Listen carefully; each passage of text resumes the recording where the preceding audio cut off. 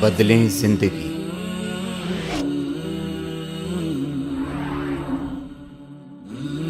زیتون T V.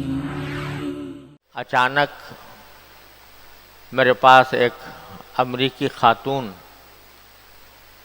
آئیں اور اسلام قبول کرنے کے لیے انہوں نے درخواست کی، اور ان سے گفتگو میں اور ان کو کلمہ پڑھانے میں اور اس کا مفہوم سمجھانے میں تھوڑی سی دیر لگی۔ میں نے مناسب نہیں سمجھا کہ ان کو مغرب تک انتظار کراؤں، کیونکہ اسلام لانا ایک بڑی عظیم نعمت ہے، اور اس میں جب کسی شخص کے دل میں یہ داعیہ پیدا ہو تو اس میں ایک لمحے کی بھی تاخیر نہیں کرنی چاہیے۔ اور لوگوں میں جو یہ مشہور ہے کہ پہلے اس کو غسل کراؤ اور پھر اس کے بعد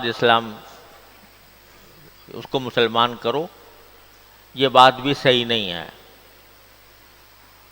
غسل کرانا پہلے کوئی ضروری نہیں ہے، بلکہ جس وقت جس کے دل میں اسلام قبول کرنے کا داعیہ پیدا ہو تو اسے فوراً کر لینا چاہیے، غسل بعد میں، لیکن اسلام پہلے قبول کر لے، اس لیے کہ کسی انسان کی زندگی کے کسی پل کا بھروسہ نہیں۔ تو اس لیے میں نے مناسب سمجھا کہ پہلے میں یہ فریضہ ادا کر دوں، پھر آپ سے بات کروں۔ اور الحمدللہ یہ دیکھ کر بھی مجھے خوشی ہوئی کہ بعض مرتبہ لوگ کسی دنیاوی مقصد کے لیے اسلام قبول کرتے ہیں۔ کہیں آپس میں شادی کی بات ہو گئی، اس کی وجہ سے قبول کر لیا، بغیر سوچے سمجھے کر لیا۔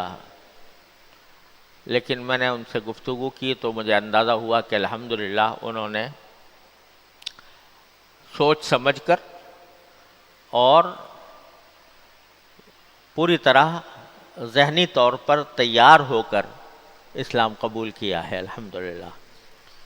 میں نے ان سے پوچھا کہ کیوں آپ نے عیسائی مذہب کو چھوڑا، تو انہوں نے مجھے جواب دیا کہ میں بہت سے سوالات میرے دل میں آتے تھے اور چرچ کے لوگوں سے میں پوچھتی تھی، کلیسا کے لوگوں سے پوچھتی تھی، لیکن اس کا مجھے خاطر خواہ جواب نہیں ملتا تھا۔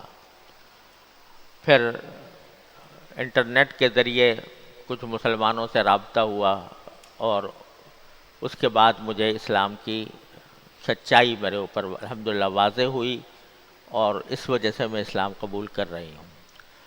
تو یہ ایک بڑی مبارکباد کی بات ہے الحمدللہ۔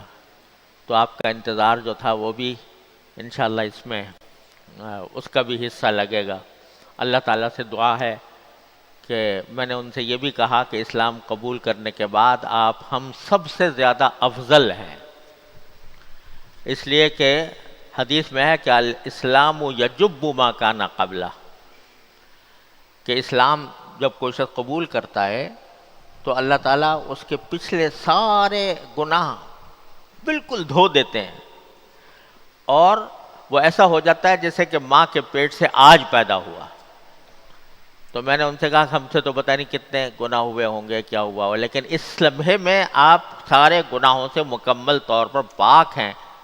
اور یہ سن کر وہ رونے لگی کہ اللہ تبارک و تعالیٰ نے ان کو یہ نعمت عطا فرمائی۔ تو اللہ تعالیٰ سے دعا ہے کہ اللہ تبارک و تعالیٰ اپنے فضل و کرم سے ان کو ثابت قدم رکھے اور اسلام کی صحیح تعلیمات پر عمل کی توفیق بھی عطا فرمائے، اور ہمیں اس بات کی توفیق دے کہ اس ایمان کی نعمت کی قدر کریں۔ اللہ تبارک و تعالیٰ اپنے رحمت سے اس کے تقاضوں پر عمل کرنے کی پوری توفیق ہم سب کو عطا فرمائے۔